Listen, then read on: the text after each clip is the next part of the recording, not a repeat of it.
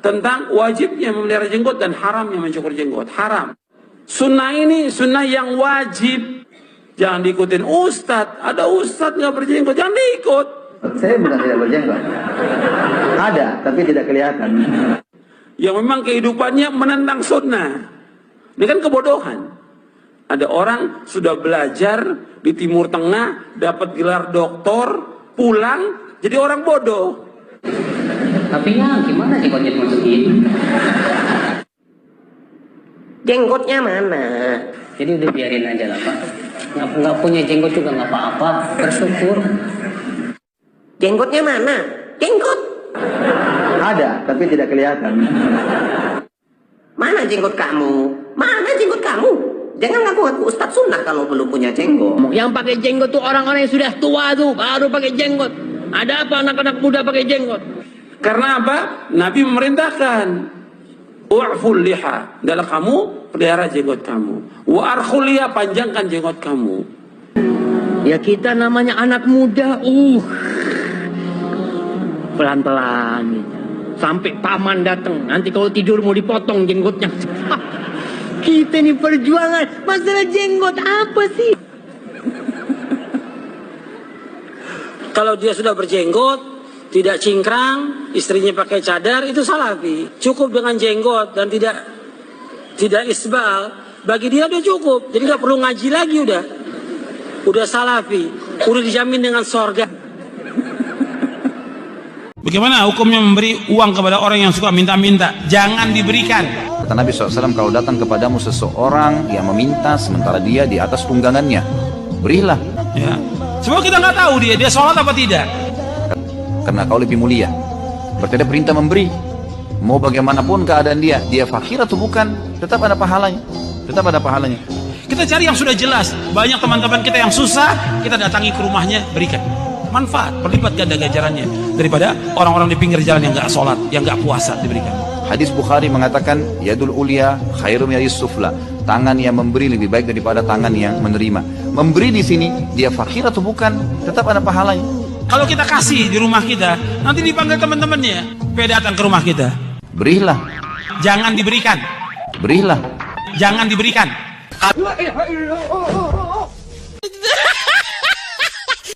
Merayakan maulid, apakah orang tersebut keluar dari ahlus sunnah wal jamaah? Ada ustadz mengatakan maulid itu termasuk dalam khilafiyah. Maulid Nabi bid'ah, pelakunya ahli bid'ah.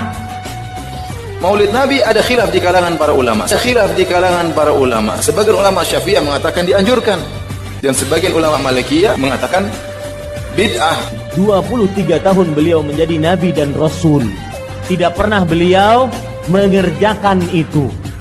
Melakukan perbuatan bid'ah, disebut sebagai ahli bid'ah.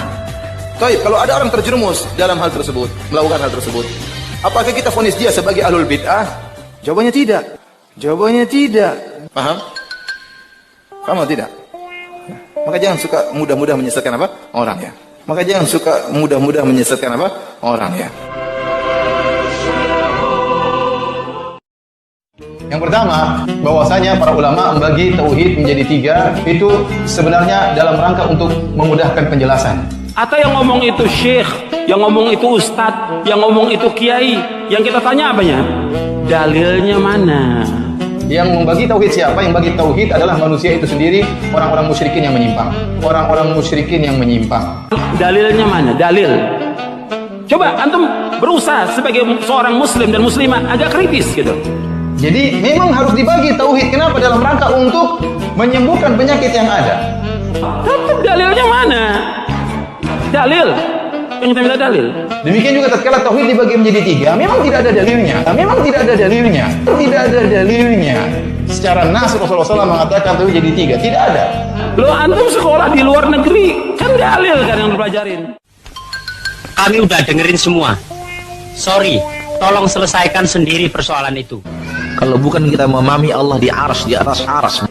Maksud lu apa sih? Makhluk yang paling tinggi, di atasnya adalah Allah. Masuk. Dan dalil ini menunjukkan bahwa Allah di atas. Bandel lu ya. Belum pernah gua engkol kali. Sehingga di sepertiga malam yang terakhir Allah yang di atas turun ke bawah. Seorang suami apabila dia mau nikah lagi, apakah harus izin dengan istrinya? Ya nggak ada keterangan izin dengan istri.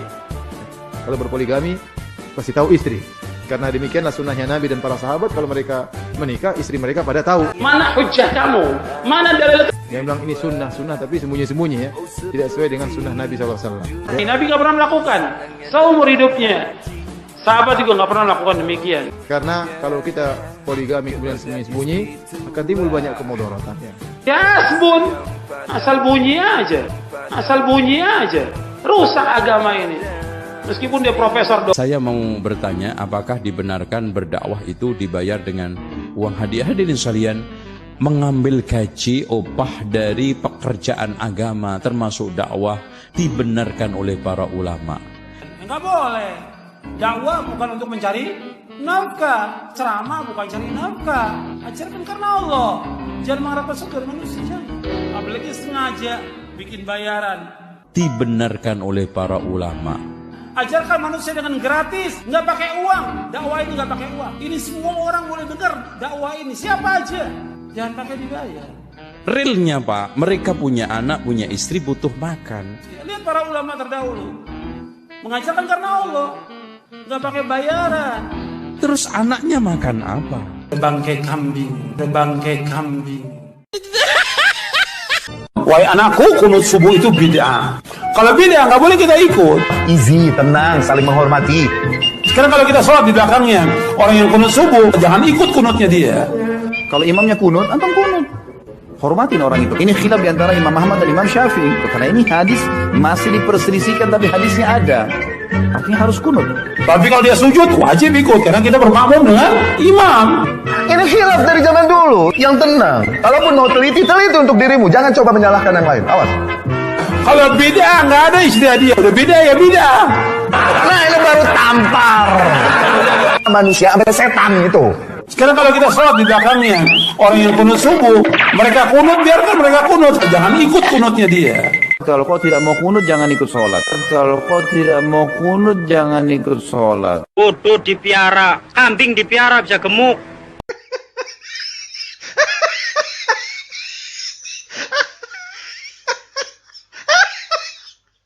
Dan salah satu dokter akan mengangkat tentang ajaran Wali Songo. Pak, Wali Songo itu nggak ada bukti yang otentik. Saya bisa tegaskan Wali Songo itu ada otentik. Mana? Apakah Wali Songo meninggalkan buku tulisan? Kalau Imam Bukhari ada Sahih Bukhari, tapi nggak ada kitab Sunan Bonang.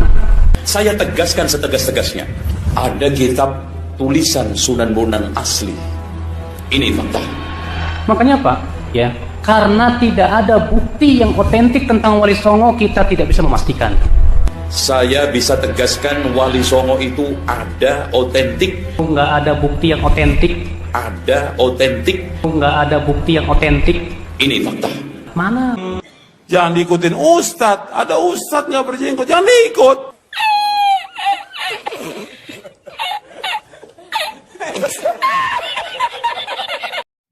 Apa hukumnya pasang foto di sosmed?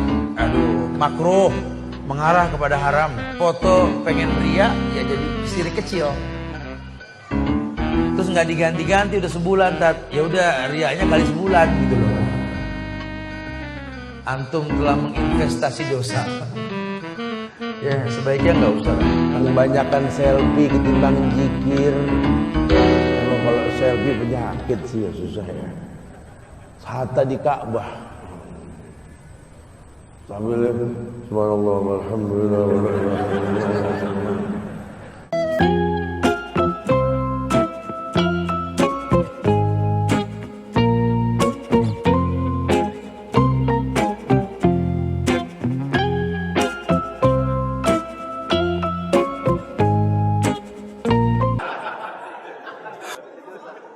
La haula wa la quwwata illa billah. Dalilnya mana? Jadi kita dalam beragama ini jangan ikut-ikutan. Atau yang ngomong itu syekh, yang ngomong itu ustadz, yang kita tanya apanya? Dalilnya mana? Hujahnya mana? Contohnya mana? Ada nggak keterangannya? Kalau nggak ada, jangan. Bukan kata orang. Pendapat ustadz, pendapat guru, nggak bisa kita pegang. Yang kita pegang apa? Dalil. Itu kan syubhat-syubhat itu bisikan dari siapa? Dari syaitan. Ana subhanallah. Tentang wajibnya memelihara jenggot dan haramnya mencukur jenggot. Haram. Sunnah ini sunnah yang wajib. Jangan diikutin ustadz. Ada ustadz nggak berjenggot, jangan diikut. Saya bukan tidak berjenggot. Ada, tapi tidak kelihatan. Yang memang kehidupannya menentang sunnah. Ini kan kebodohan. Ada orang sudah belajar di Timur Tengah, dapat gelar doktor, pulang jadi orang bodoh. Tapi ya gimana jenggotnya cuma segini? Jenggotnya mana? Jadi udah biarin aja lah Pak. Nggak punya jenggot juga nggak apa-apa. Bersyukur. Jenggotnya mana? Jenggot. Ada, tapi tidak kelihatan. Mana jenggot kamu? Mana jenggot kamu? Jangan ngaku-ngaku Ustadz Sunnah kalau belum punya jenggot. Yang pakai jenggot tuh orang-orang yang sudah tua tuh baru pakai jenggot. Ada apa anak-anak muda pakai jenggot? Karena apa? Nabi memerintahkan u'ful liha, adalah kamu pelihara jenggot kamu. Wa arkhul liha, panjangkan jenggot kamu. Oke. Terus mau apa?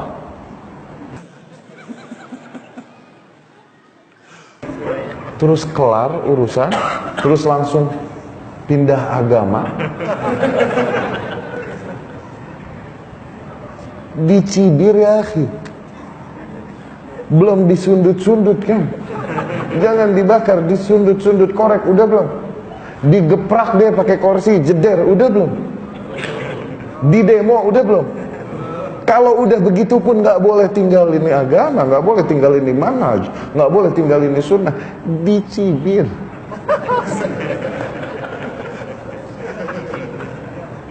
Udah jangan bercanda, tanya yang benar. Soft toh, dicibir. Ya kita namanya anak muda, pelan-pelan gitu. Sampai paman datang, nanti kalau tidur mau dipotong jenggotnya. Kita nih perjuangan, masalah jenggot apa sih?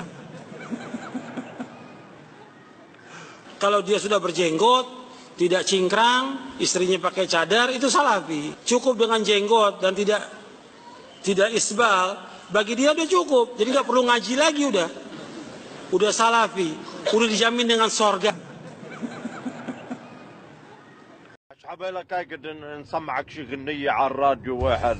ويحك، وهل كان يوجد راديو على ايام القديم الصالحة؟ اكيد لا. اذا اغلق هذا الراديو الكافر. غلقنا بئس التكنولوجيا. عبي اكد مسكر الازاز ندور لك الاي سي الار كونديشن. ويحك، وهل كان يوجد اير كونديشن على ايام القديم الصالحة؟ اكيد لا. اذا اغلق هذا الاير كونديشن الملعون. هذا الاير كونديشن غلقنا. هذا افضل. من يدق ويحك، إياك أن تجيب على هذا الجوال الكافر. ولماذا؟ وهل كان يوجد جوالات على أيام القديم الصالحة؟ أكيد لا. إذا أغلق هذا الجوال الملعون. غلقنا الجوال. التكنولوجيا. يا عم أنا في أسألك سؤال. تفضل يا أخي. هل كان يوجد سيارات تاكسي أيام القديم الصالحة؟ كلا وألف كلا. كلا؟ زال فز. تريث فز. تريث يا أخي، تريث.